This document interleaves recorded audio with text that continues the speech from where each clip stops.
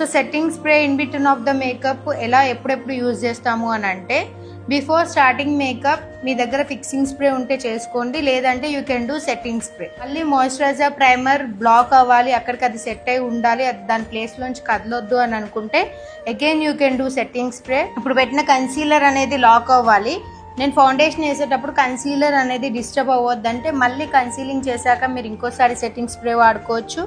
And ఇంకోసారి foundation అయ్యాక ఫౌండేషన్ని set చేయడానికి సెట్టింగ్ స్ప్రే అనేది వాడుకోవచ్చు. ఓకే, సెట్టింగ్ స్ప్రే ఇంకా ఎందుకు వాడతాము అంటే, ఇఫ్ ఇన్ కేస్ మీకు మేకప్ డ్రైగా అనిపిస్తుంది, లైన్స్ అనిపిస్తున్నాయి, సెట్ అవ్వట్లేదు, మేకప్ ఫౌండేషన్ అనేది ప్యాచెస్ అనిపించినప్పుడు ఏం చేయాలి అని అంటే, setting spray overall the face చేసేసుకొని లైట్గా బ్లెండర్ తీసుకొని మీరు ట్యాప్ చేసినట్టయితే మేకప్ అనేది ఈవెన్ అయిపోద్ది.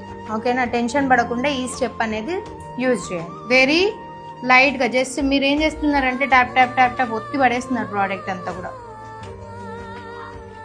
ఓకే, నేను వెరీ థిన్ లేయర్ వేసా, దాన్ని లాక్ చేస్తున్నాను ట్యాప్ ట్యాప్ ట్యాప్ చేసి.